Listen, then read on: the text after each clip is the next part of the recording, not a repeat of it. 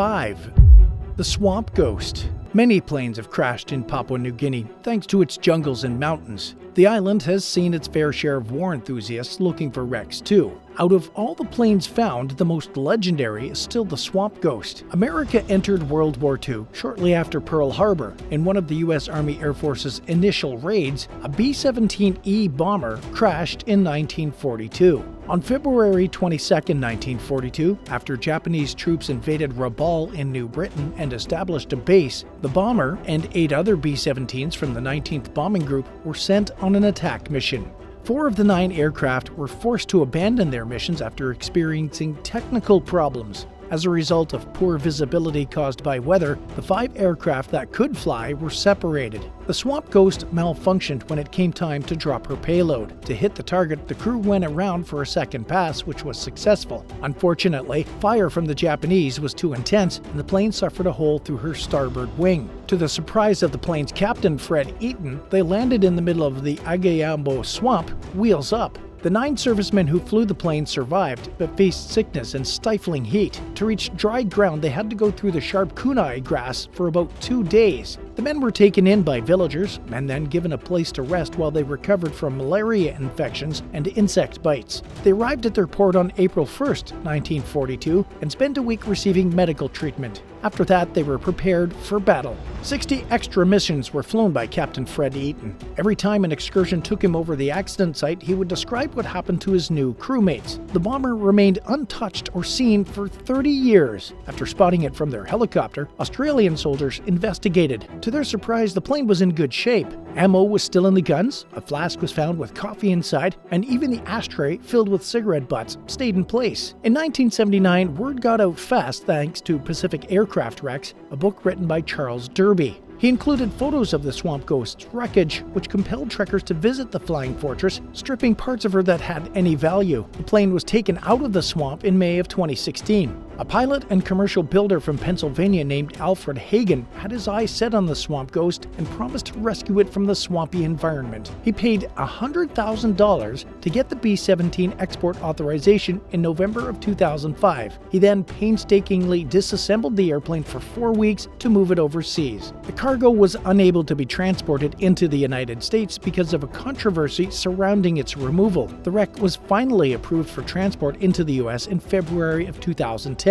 On April 10, 2013, it arrived at Pearl Harbor's Pacific Aviation Museum after being flown to Hawaii.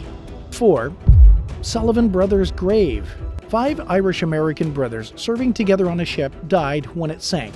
They were identified when the long-lost wreckage was found. The family search was brought to a sad end on March 17, 2018. The crew of the research ship called RV Petterell made the USS Juneau's discovery. Vulcan Inc., whose officials claim that the company marks the watery grave of the Sullivan brothers George, Francis, Joseph, Madison, and Albert, organized the initial expedition. According to the Naval History and Heritage Command website, family members are prohibited from serving on the same ship.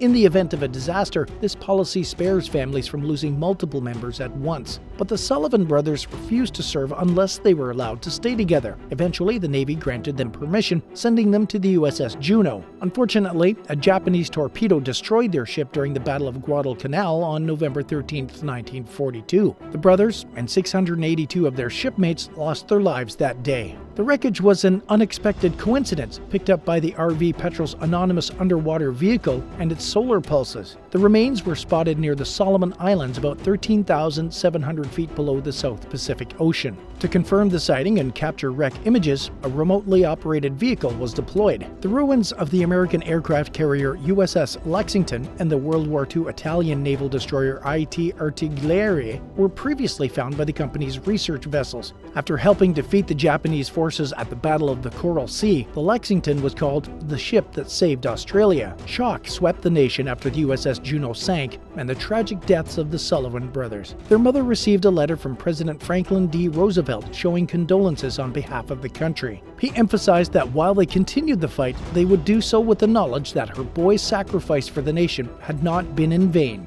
The U.S. Navy was inspired to name 2 destroyers in honor of the brothers. The Putnam, which was under construction, got its new name, the Sullivans, on February 10, 1943. It was decommissioned in 1965, and a second destroyer was honored with the name on April 19, 1997. The ship still lives and breathes with the motto, "We stick together." Would you stick with your family like the Sullivan brothers did if you had to serve in a war? Let us know in the comments, and be sure to subscribe. 3. 8 rare books. 8 antique books were reunited with the library of the University of Naples, one of the oldest libraries in the world, after a soldier in the Italian countryside randomly discovered them inside a bombed chapel. To prepare for war in the 1940s, the University of Naples Library had its collections removed from the city. About 14,000 books were sent to the church and convent of the San Francesco Minturno between Naples and Rome. This collection was found in Minturno in late April of 1944 by the 88th Infantry Division of the United States Army. When the structure was damaged by shells and the roof fell apart, the friars who had been keeping an eye on the books fled, leaving the volumes unattended and left to the elements. These 8 volumes were acquired as a memento by Irving Tross, a radio operator from the battalion. The books include a Latin translation of one of Isaac Newton's original works, a book of Hebrew grammar from 1567, an edition of Boccaccio's Fiammetta from 1533, and a selection of Petrarch's 1542 writings. Eileen Shapiro, Mr. Tross's daughter, contacted the Monuments Men Foundation 70 years later. She spoke with them, saying her father wished to return the books to Italy. Mr. Tross was unaware of the repository's history. The information he did have was that they had the University of Naples marking on them. It was confirmed that the books were part of the library's collection after examining their library stamps. At a ceremony held at the Pritzker Military Library in Chicago on May 9, 2013, the Tross family officially gave the volumes to the Monuments Men Foundation. The occasion was attended by the Honorable Adriano Monti, the Consul General of Italy. On May 29, 2013, Claudio Bosignero, former ambassador of Italy to the United States, and former First Counselor Cristiano Magapinto were the 2 who received the books from the foundation at the Washington, D.C. Italian Embassy. 2.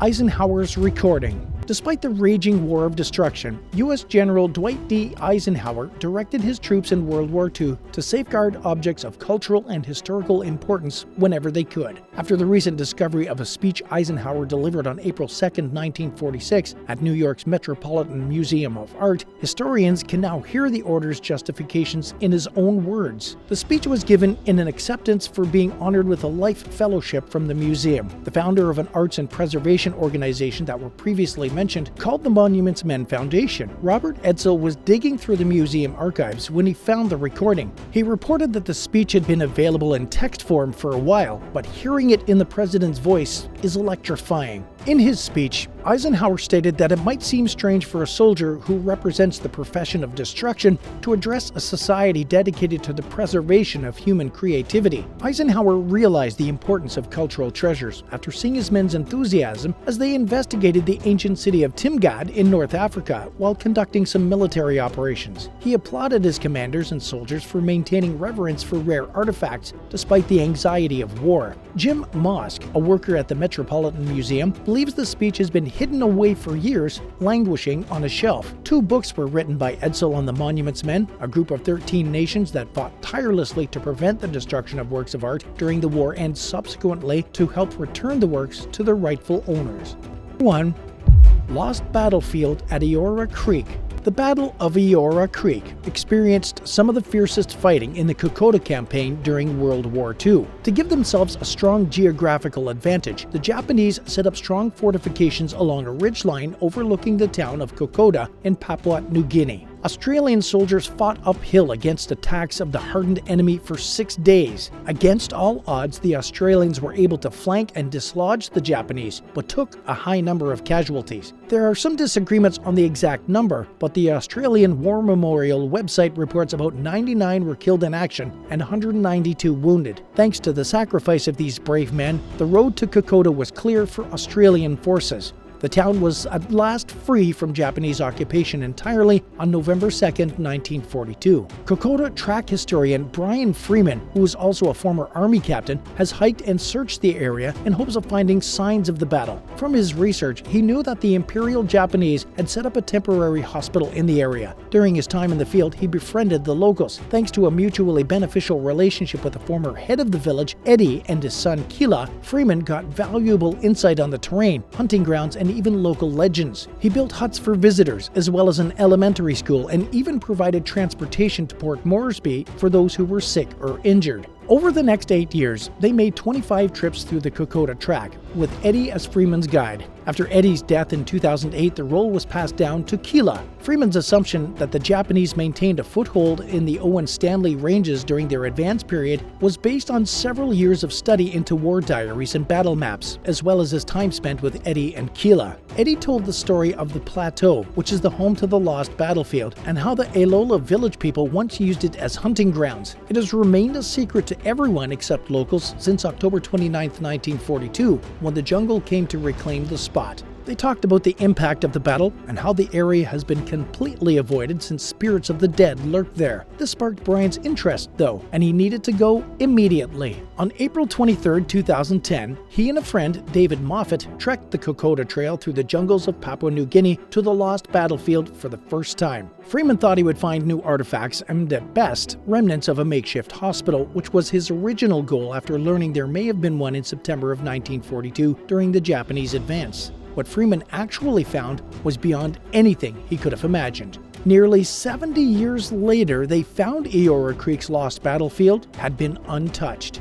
Speechless, they went further into the site. It was preserved with weapons, military equipment, and supplies, completely overgrown with jungle plants. With the use of metal detectors, Freeman and Moffat found ammo and helmets that once belonged to Australian and Japanese soldiers, which made them think that they were standing on the site of the Japanese defense position. His speculations that there was once a makeshift hospital was confirmed as well after they found kidney-shaped medical pans. They stayed for 6 hours and found the remains of 3 Japanese soldiers. The findings conjured up deep emotions due to the history of the last battle between the Japanese and Australians. During the Kokoda campaign, this particular fight caused the greatest loss of life for the Australians. After their discoveries on the lost battlefield and with dozens of soldiers still missing, it didn't take long to realize more could be on site. They knew they needed to make up a plan. In the weeks after the discovery, officials in Japan and Australia were told. From there, plans were formulated to respectfully identify and return every soldier home with honor, as well as preserve the battlefield. This historic discovery, dubbed the Living Museum, was a fascinating place for research to be conducted in a way that is rarely ever done.